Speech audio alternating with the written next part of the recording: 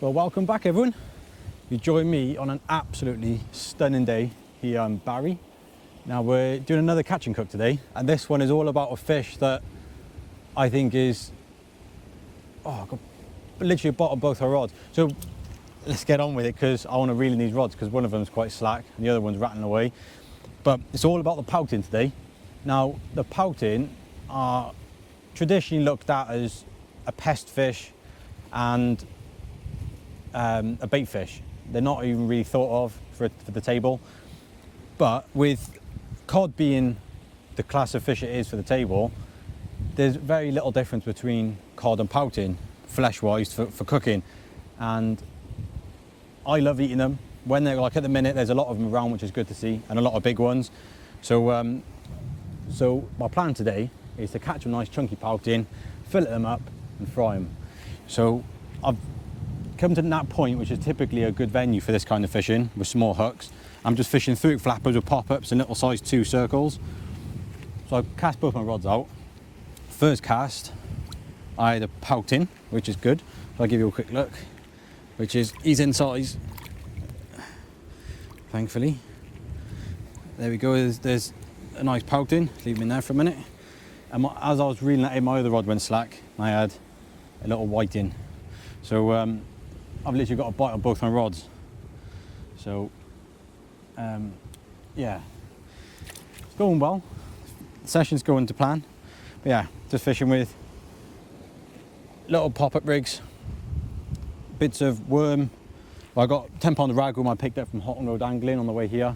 Fishing with worm, got some sand eel and mackerel left over from a session the other day. Just fishing in close, nothing too complicated, nice chilled fishing. And so yeah, well, I'm going to get this baited back up and I'll bring you back to watch you reel in those other rods. Right, so I'm going to check this rod here, the left one. They've both been out at the same sort of time after the first 2 fish I had. This one's fairly close in where the first 2 fish came from, and we have got a fish on, which is nice. And the other one's a bit further out.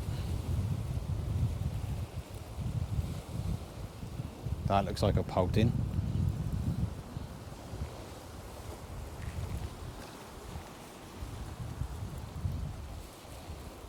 Yep, that's a nice pouting.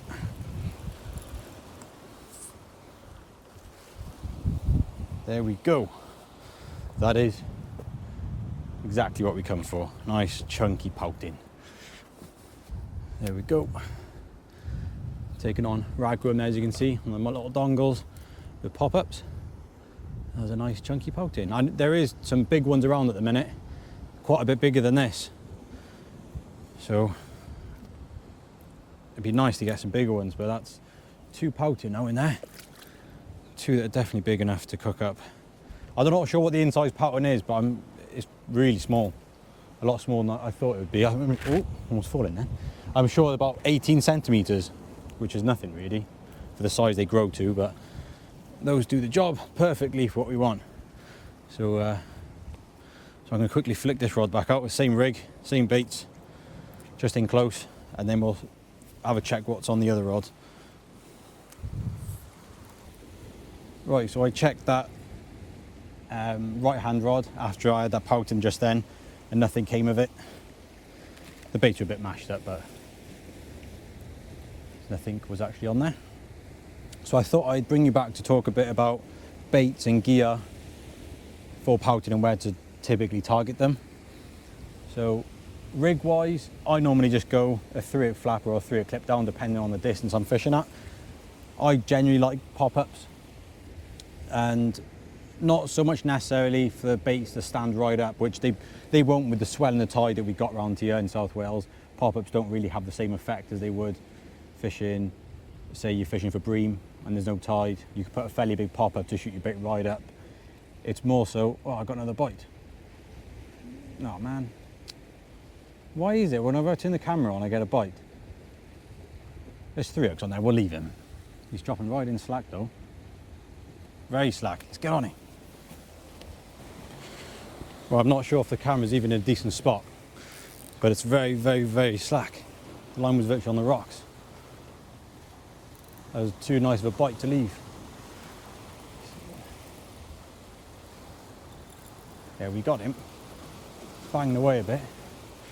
There are a few bass around, so there's a high chance of getting a bass really fishing like this. He's kiting around a bit. This might be a bass, you know. Oh yeah, I think this is a bass. Staying deep and kiting a fair bit. You might not see me land this, unfortunately. Yeah, it is a bass indeed. Right, if I try and change the camera to where you can see it.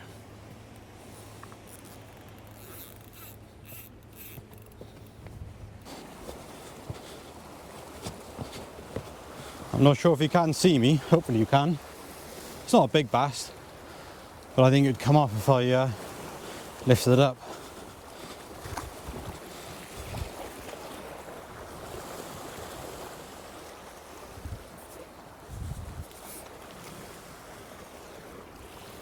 There we go.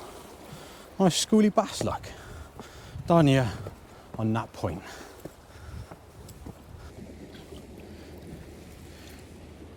Right, there he is, look. Lovely little bass. That was taken on ragworm, that one. See the circle look in the corner of his mouth there.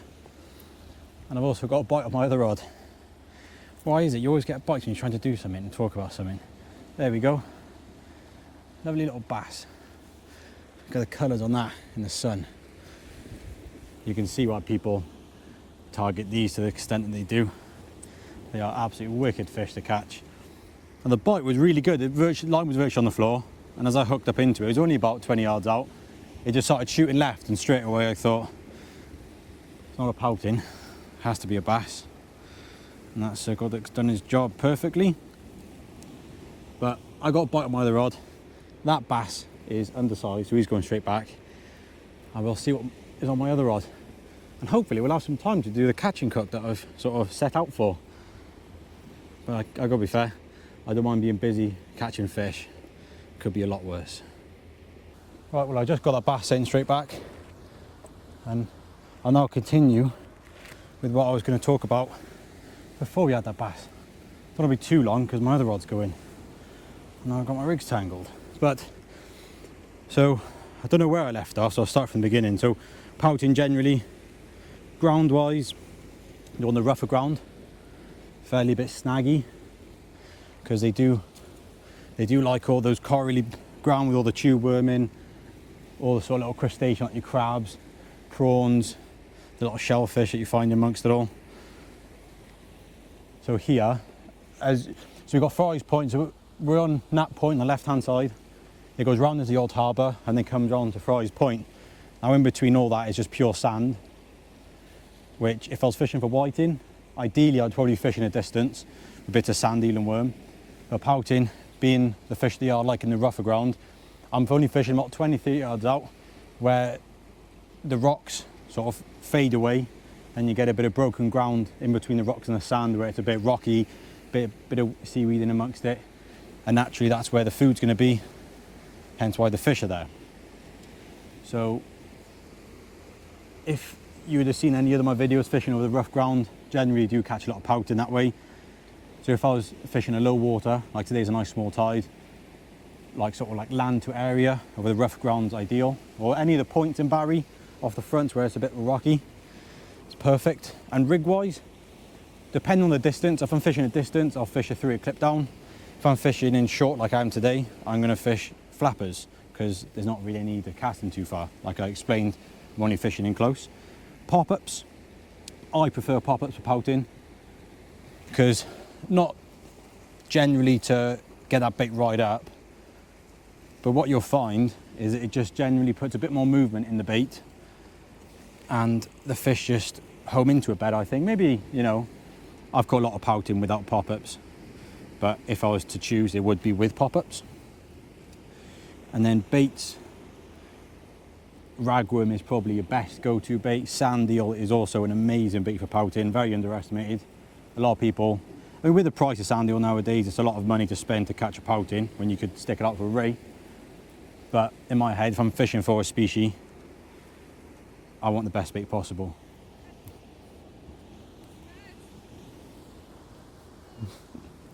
Got a dog behind me. Oh no.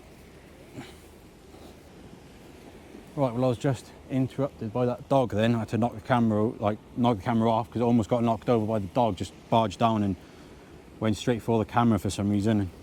That would have been a very expensive knockover, and then it come over to try eating my bait. But yeah, so bait for pouting, worm is your go-to really. If you're going to catch pouting anywhere you go, no matter if it's black lugs, ragworm, blow lug, whatever, any of the ragworm it works, they're not particularly fussy. And then sand eel is a brilliant bait. Crab as well. If I'm fishing purely rough ground, like a low water venue like Lantwit for instance, where you're fishing a weak link, fishing over quite rough ground, I do prefer crab. That's a very good bait. But being a very, I'd say they're very easy to catch. So you don't need the best bait sometimes. They're shoal fish, as you could imagine. So when they're on the feed, they're typically quite aggressive. So that pretty much covers everything. And rig-wise, like I said, either 3-hook clip down or 3-hook pop-up. 3-hook clip down or 3-hook flapper. Ideally, I prefer pop-ups. As you can see, I'm using them today. So yeah. Let's go on all right today. So far I've had fish pretty much every cast, and I want to get this rod back out there. My other rod's going. I want to do the catch and cook. Well, the catch part's done. Just got to fillet them up and get on with the cooking then. Well, I just had an absolute cracking bite then. Not sure what that was, or whatever it is. Can't be too small, surely. It was a decent bite. Wrap the rod tip round if you've seen it. I know the camera's in the wrong spot for the sun really, but I'll do my best. It's not really the most easiest spot to film because I haven't got really much room to set the cameras up with all the slopes. On here is sand eel on 2 and worm on 1. Both rods fairly close in now.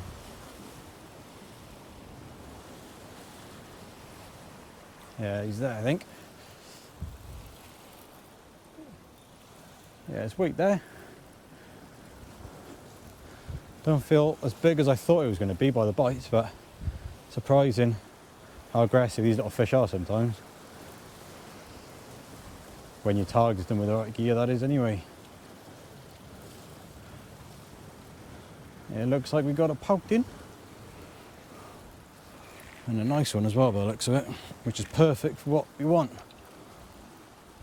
Oh yeah, that's literally exactly what we want. Is that it? Pouting was a big whiting. No, it's a pollock. Look at that. Little pollock. Well, there we go. There's a lovely little pollock. That's a good thing with the circle hooks actually, when you're fishing for the smaller fish. Like pollock are great eating fish, but obviously that's undersized, so that's going back. So with the circle hooks, everything's lipped up so we can go back easy enough. But yeah, nice little pollock. I've never caught one around here before, but it's surprising when you fish with the right gear over the right grounds. It's surprising what fish you pick up. And it's surprising also how many pollock are around here. You do see quite a few during the summer months. They're coming off the points, nothing of any size, maybe a couple of pounds at the biggest. But I'm chuffed with that. My first one from Barry. So that was on the ragworm, my little pop-up rigging close. So I'm going to send them back now. Right, well I just put that pollock back, and I was changing the batteries in the camera there. Whoa! And I looked up and my right hand rod was literally on the floor, and I thought, I wonder if there's another bass. But it wasn't. It was 2 pouting. One of them's a donkey of a pouting. Big pork chop. But there's one, still a good fish. And there's the other one. Look at that for a brace of pouting. Now, I don't know about you, but I love this kind of fishing. Nice, busy, active fishing. Nothing too complicated, all close in, and lovely results. That one there is a lovely fish. Look at that. It's not far off a pound. It's a big old pouting. Again on the pop-up, bit of ragworm. Nothing's touching the frozen baits today. It's all on the worm. So, so as you can imagine, I'm going to keep at that. So yeah, there's a lovely double shot there. And I really want to get cooking now, but I must admit, this fishing's very good fun. So there's two there, and I've still got some big old flobbers in there. Even like that one, it's a good pouting. As you can imagine, you get a nice bucket of pouting like that, and you clean them all up nicely, scale them all, fillet them, and it's surprising how much fish you got there for food. And like all that, all combined, it's like, what was that then? Is that my ratchet? I don't know if I said, but I got that whitetail I caught my first cast. I got that on my little sneaky side third rod. Hopefully for a Congo or something, but yeah, you clean up all them fish, get them filleted up nicely, and that is some lovely eating. Oh, I have as well, do I? That was definitely the ratchet then. Let's keep an eye on that. Maybe we'll have a bass now, never know, or big eel. Well, I'm going to get these fish on hook now and get that rig baited back up and see if we can get some more big old flobbers. Well guys, I must admit it is heating up on that point now. Aside from the fact of I've had 3 more pouting off camera. I didn't show you every one because, you know, they're all fairly similar, but as you can see, I've just had another nice bass. It's a bigger fish, this one, than the first one I had. I was messing around, I was changing the bait on the rod behind me with the whiting on. I was just freshening it up. As I was casting it out, I noticed my other rod, I got my drag set fairly loose. And I noticed one of my rods was just bent over and it was just taking line. Because I put that one even closer. I literally probably got 2 rod lengths out. Because I've got a little bit of tide there now and the pouting have eased off slightly. So I fished just inside the tide line. Well, not so much as there is a slight tide line. It's hard to pick up. But I just fishing inside of that. And there's no tide and I picked this bass up. That was on a tiny bit of worm. Just goes to show that you don't need big baits, like I say a lot. And those pop-ups working a treat. Now don't get me wrong, still would have caught that fish and most of these fish if I didn't have pop-ups, but I do find it helps. But there we go. A stunning, oh, I got it covered in mud again. It's a lively fish this one, and wash off again. And hopefully that'll be the last time. But yeah, I was about that.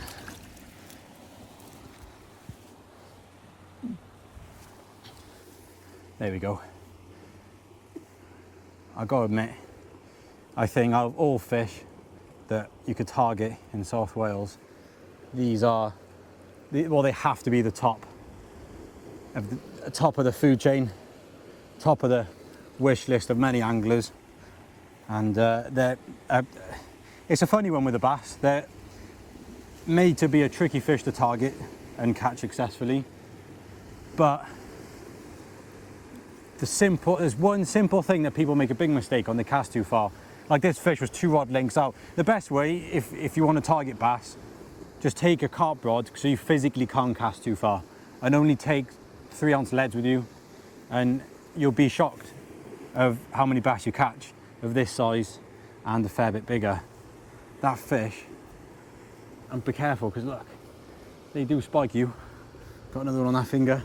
But yeah, watch out because they got some nasty spikes on them, but that one's inside, so I'm going to take that one for the table because that is a lovely eating fish, perfect size. And yeah, he'd be coming home. But I'm dying to get that rod back up. My other rod's tapping away slightly, so we'll see what else we can catch. It's not over yet, guys. Right, well, it's going to be a bit of a change of scenery now for the cooking part of the video. Whoa, gotta be fair. It's very slidey here, so if you do come here on your own and it's raining, be careful because it's quite slippery. And as you can tell, if you fall and slide down that way, it ain't going to result in the best outcome. But it's been about 10-15 minutes after that bass, and I've refreshed both of these rods. My right hand rod's got a bite on it. That's the first one I cast out. That's going already. But I would have liked to have done the cooking here.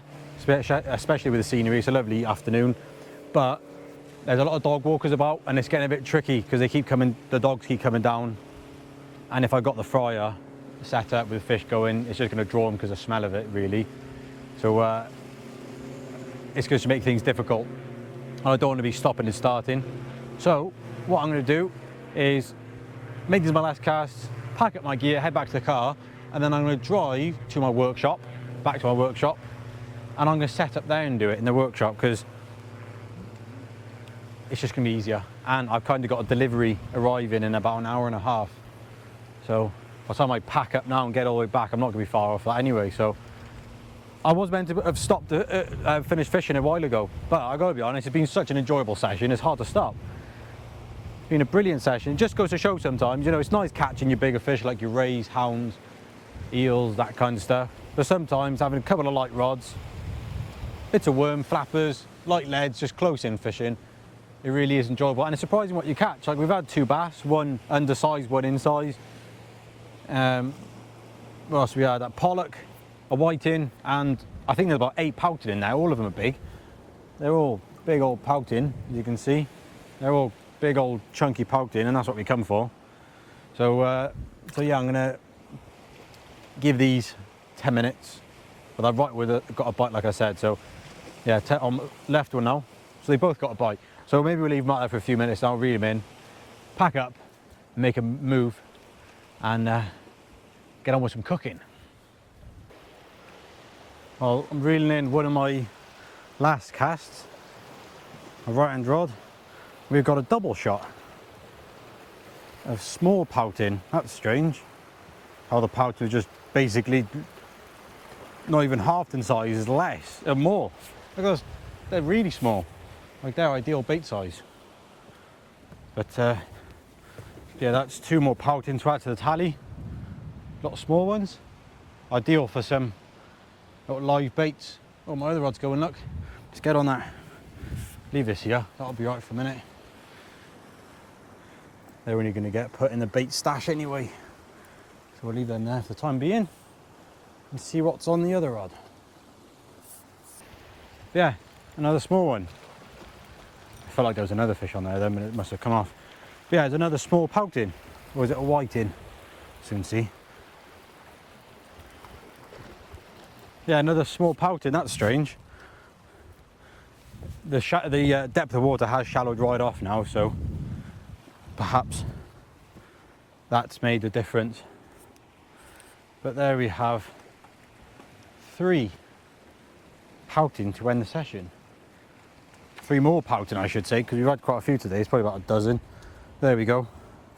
3 more pouting. So I'm going to get these in the bucket, pack up the rods, get back to our workshop, and then we'll get some cooking of some nice chunky Bristol Channel pouting. And settle it once and for all that pouting are an amazing eating fish. They're not just a bait fish or a fish to just chuck away. So yeah, let's get to it. Well, welcome everyone to my workshop, and as you can see, it ain't, you know, the most ideal cooking place. It's no kitchen, but if we can cook some fish on the beach, I'm sure we can do it here. It's probably a bit easier if anything. So first step first is fillet said pouting. So let's get the old bucket of pouting. I've got to be fair, we had a haul today. So where's that big chunky one? We'll cook him up. There we go. He's about the biggest one we had. So we'll get him cooked up. I'm not going to cook more than one. So one is perfect for the purpose of the video. So with the pouting, if any of you do know, they have loads of tiny little scales that come off very easily. And you don't really want that in your food when you're cooking. It's just not a nice, they'll just come off and it's just horrible. So you can use a knife, you can use a spoon, whatever you want really, or it does the same job. You can get proper scaling tools, but pouting, very easy.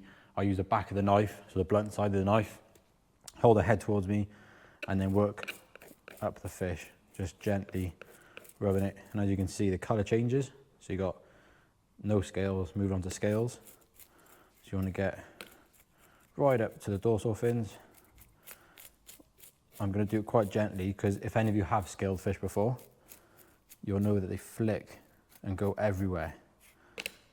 Ideally, say if I was doing this at home, I'd fill the sink up with water, hold the fish underneath the water and do it so they don't flick everywhere.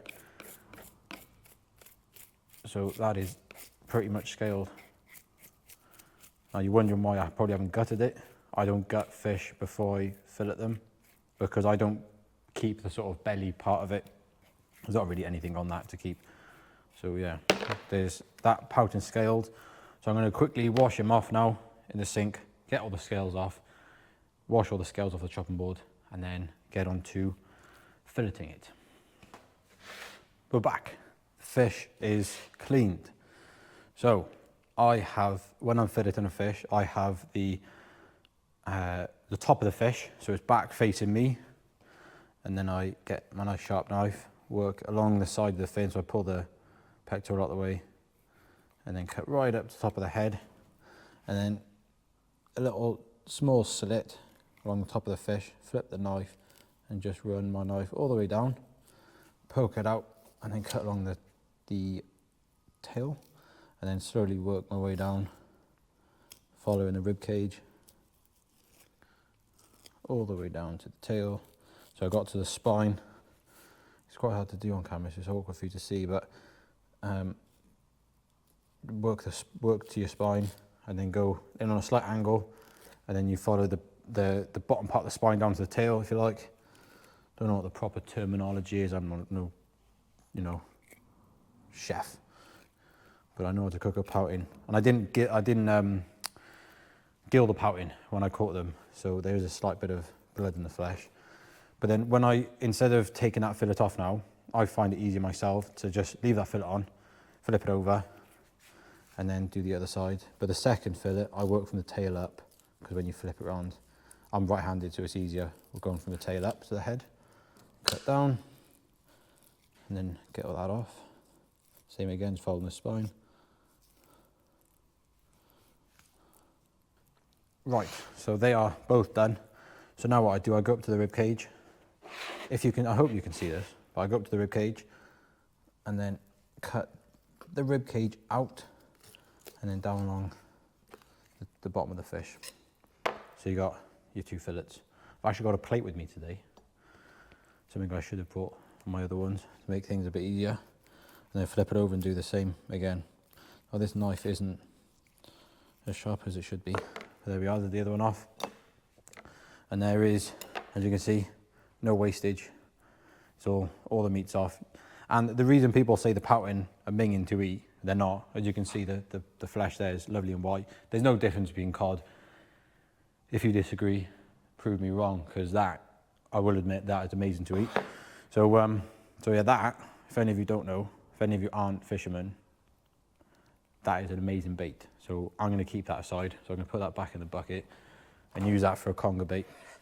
But I'm going to wash this off. And also, if you do gut the fish first, make sure you wash all the gut cavity out, because you have all the sort of gunky stuff inside of it. That's why I don't fillet. That's why I don't gut my fish before I fillet them. It all stays within the belly. So I'm going to wash this board off, wash the knife off, and then get on with the next step. Right, so the next step that I do, you can skin them if you want.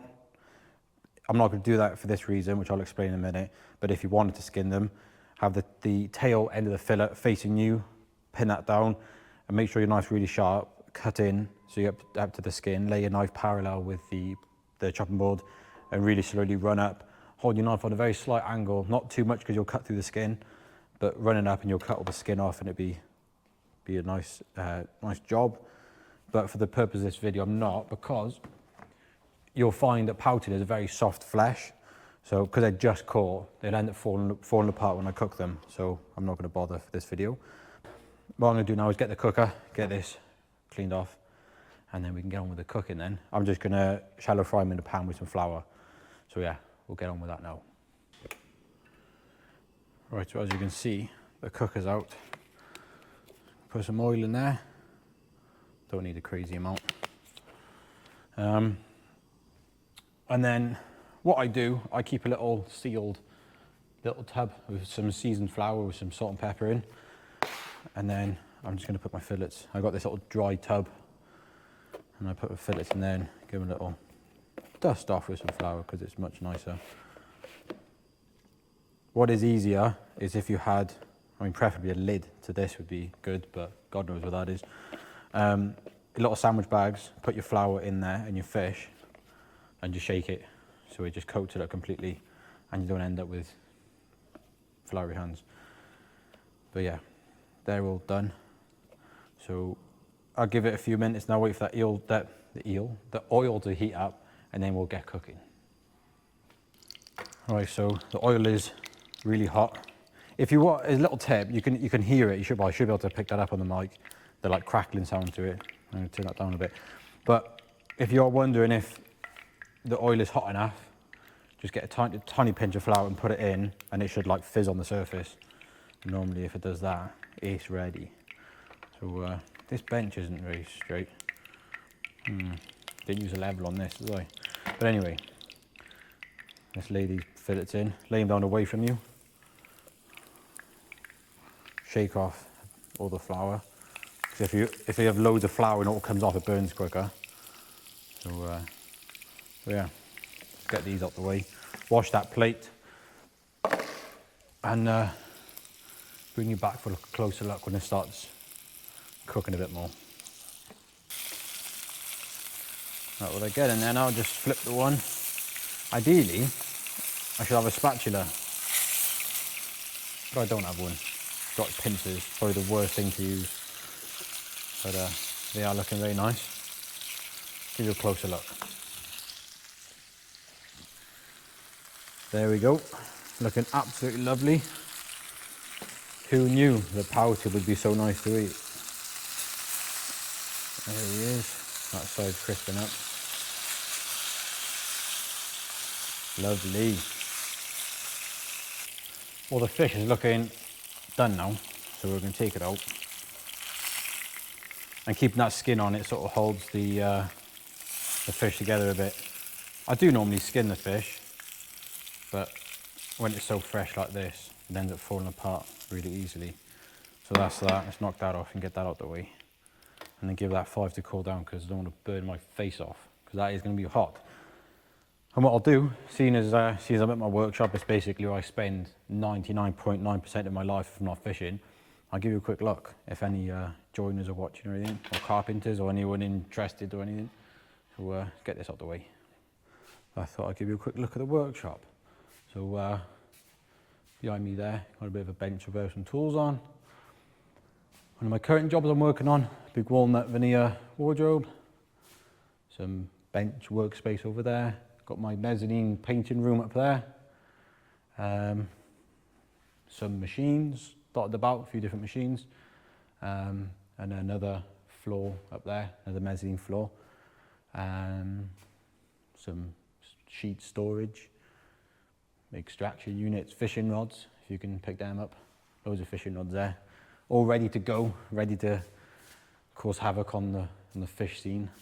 So yeah, that's my workshop if anyone's interested. There's more to it than just that, but as you can imagine, this is obviously a fishing channel. So I don't want to be talking too much about my work as of now, but look at that. Now if I bring I'll go up to the camera.